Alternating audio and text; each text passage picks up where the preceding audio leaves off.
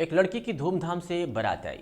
बाकायदा उसका होने वाला राजकुमार गाजे बाजे के साथ अपनी दुल्हनिया को लाने के लिए सैकड़ों बारातियों के साथ उसके घर पहुंचता है। जब वह अपनी नई नवेली दुल्हन को लेकर घर पहुंचता है तो सुहाग रात वाली रात उसके पति और उसके ससुराल वालों ने कुछ ऐसा किया कि उस लड़की की ज़िंदगी में एक भूचाल आ जाता है और यहीं पर कहानी पूरी की पूरी बिगड़ जाती है। दरअसल उसके पति ने उस लड़की से कहा कि तुम्हें अब इस घर में मेरे जीजा के साथ भी संबंध बनाना पड़ेगा। फिर आगे क्या होता है सुनकर आप शेर उठेंगे। आज की कहानी में बात एक ऐसी ही अभागन दुल्हन की। नमस्कार, आदाब, सत श्री अकाल। मैं अरविंद कुमार सिंह आप सभी का एक बार फिर एक नई कहानी में स्वागत करता हूँ। आज की जो सच्ची घटना मैं सुनाने आपको जा रहा हूँ वो बिहार राज्य की राजधानी पटना की है।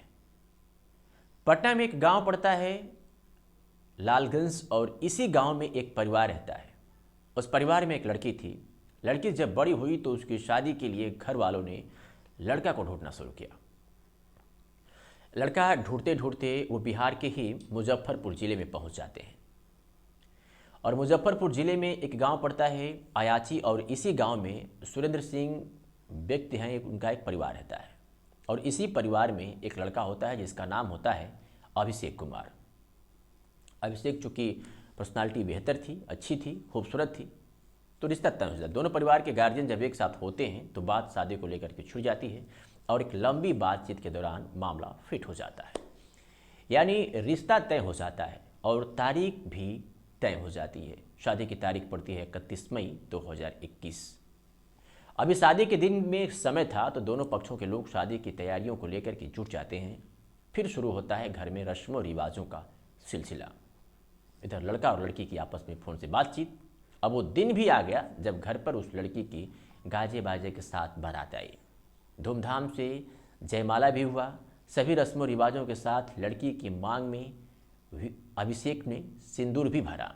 शादी जब संपन्न हुई तो घर पर आए मेहमान अपने अपने घर चले गए और दुल्हन विदा होकर के अपने राजकुमार के साथ अपने ससुराल को निकल पड़ती है। अब हर नव दंपत्ति को जिस रात का वर्षों से इंतजार रहता है, अभिषेक की नई नवेली दुल्हन को भी उस रात का यानी सुहाग रात का इंतजार था। रात के वक्त जब दोनों दूल्हा और दुल्हन सुहाग रात के स्टेज पर पहुंचे तब कुछ ही बातों के बाद अपनी दुनिया में खो गए। लेकिन सुहाग रात को अभिषेक अपनी पत्नी को वो प्यार नहीं दे सका जिसका उसकी पत्नी को काफ़ी दिनों से इंतजार था, यानी बेसब्री से वो इंतजार कर रही थी। हालांकि इस बात को उसकी पत्नी ने नज़रअंदाज कर दिया, मगर समय दिन बीतता गया फिर भी उसकी पत्नी को उसका प्यार नसीब नहीं हुआ, नहीं मिल पा रहा था। अभिषेक उसे वो प्यार नहीं दे पा रहा था। इस बात से नाराज़ अभिषेक की पत्नी ने एक रात जब शारीरिक संबंध बनाने की जिद ठानी तो वह रात उसके जीवन की काली रात बन कर के सामने खड़ी हो गई। यहाँ बात बिगड़ जाती है और फिर लड़की ने अभिषेक से कहा कि अगर आप हमें शारीरिक सुख नहीं दे पाएंगे तो हम बाकी की उम्र आपके साथ कैसे बिताएंगे। हर एक लड़की को उसके पति से उम्मीद होती है कि उसको उसका पति प्यार करेगा, लेकिन आप तो इस मामले में फेल हैं। फिर लड़की ने कहा कि कोई बात नहीं, कल हम डॉक्टर से बात करेंगे और इस समस्या का समाधान उससे मांगेंगे, इलाज कराएंगे, ठीक हो जाएगा। फिर अगले दिन सुबह अभिषेक एक डॉक्टर के पास पहुंचता है और अपनी सारी बातें को बताता है। फिर डॉक्टर ने चेक करने के बाद कहते हैं कि आपके अंदर मर्दाना कमजोरी है, इसका इलाज मैं कर तो सकता हूं लेकिन ये ठीक नहीं है, गारंटी नहीं दे सकता कि बहुत जल्दी ठीक हो जाएगी और नहीं भी हो सकता है। कुछ दिनों के बाद यह स्पष्ट हो गया कि अभिषेक नपुंसक है। जैसे इस बात की खबर अभिषेक की पत्नी को पता चला तो उसकी ज़िंदगी में भूचाल सा आ गया। अब लड़की के सामने कई समस्या आ गई थी, जैसे कि हमारे बच्चे कैसे होंगे, हमें शारीरिक सुख कौन देगा, इस तरीके की तमाम तरह की बातें वो उसकी पत्नी सोच रही थी। इन तमाम उलझनों के बाद पहले उसने अभिषेक से बात किया लेकिन बात नहीं बनी। फिर उसने अभिषेक के परिवारों से भी इस बात को कहा कि इस तरीके की आपके लड़के के अंदर कमी है तो मैं इस घर में कैसे रह सकती हूँ, अपने वंश को कैसे चला सकती हूँ। लेकिन परिवार वालों ने मिलकर उस लड़की के सामने एक प्रस्ताव रखते हैं, समझाने के वजह एक प्रस्ताव रखते हैं और कहते हैं कि चाहे तुम्हें जो कुछ भी हो जाए अब तो तुम्हें यहीं रहना है। रही बात शारीरिक सुख की तो वो तुम्हें अभिषेक के जीजा देंगे, यानी अभिषेक की पत्नी को अब अभिषेक के जीजा के साथ शारीरिक संबंध बनाकर सैदानपन पैदा करना पैदा कर वंश वृद्धि का दबाव अब उसके घर वाले बनाने लगे। अभिषेक के परिवार वाले किसी तरह केवल वंश वृद्धि चाहते थे, मगर इस बात पर उसकी पत्नी राजी नहीं हुई। उसके बाद अभिषेक के घर वाले उसकी पत्नी को मारने पीटने लगे, यानी यूँ कहा जाए कि उसे प्रताड़ित करने लगे। अब जो घर वालों का व्यवहार था उसके प्रति वो काफ़ी बदल गया था। एक दिन मौका देखकर अभिषेक की जो पत्नी थी उसके घर से अपने मायके भाग आई और अपने मायके वालों को आकर के पूरी कहानी बताई कि उसके पति कैसे हैं और हमारे साथ उसके घर वालों का व्यवहार कैसा है।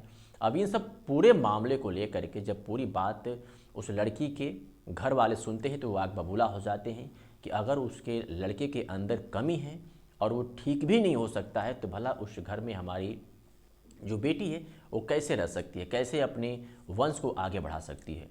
फिर वो लोग उसके घर फ़ोन करते हैं, बातचीत करके मामले को समझाने की कोशिश करते हैं। वो कहते हैं कि इस मामले को अब यहीं पे रफा दफा कर दिया जाए, जो भी लेन देन का मामला है उसे निपटा दिया जाए, लेकिन अब हमारी लड़की आपके घर नहीं जाएगी। लेकिन ये लोग थे कि मानने को तैयार नहीं थे। लेकिन अब जो मारने पीटने वाली बात थी, इसी बात को लेकर के लड़की बाकायदे थाने पहुंच जाती है और थाने पहुंच करके पूरी बात पुलिस को बताती है और कहती है कि इस तरह का मामला है, अब मैं उस घर में नहीं रह रही हूँ, लेकिन उसके घर वाले हैं, मेरे जो पति हैं, अब वो कहते हैं कि अगर मैं तुम्हें शारीरिक सुख नहीं दे पा रहा हूँ तो तुम्हें इसी घर में हमारे जीजा के साथ तुमको संबंध बनाना पड़ेगा, यानी उनसे अब तुम्हें काम चलाना पड़ेगा, लेकिन दुल्हन तुम हमारी रहोगी, पत्नी तुम हमारी रहोगी और इसी घर में रहोगी और उनके माध्यम से जो वंश होगा, जो बच्चा पैदा होंगे, उनका हम परवरिश करेंगे, पालन पोषण करेंगे, अपने वंश को आगे बढ़ाएंगे। फिलहाल अब इस पूरे मामले में जो पुलिस है अब वो अपनी कार्रवाई कर रही है और छानबीन में जुटी हुई है। ये जो कहानी थी, सच्ची घटना, आपको मैंने विहार राज्य के पटना से सुनाया। आपकी क्या प्रतिक्रिया होगी इसको लेकर के कमेंट सेक्शन में जरूर बताइएगा। इस कहानी को सुनाने के पीछे का जो अपना मकसद होता है वो सिर्फ और सिर्फ आपको जागरूक करना होता है, किसी की भावनाओं को ठेस पहुंचाना नहीं होता है।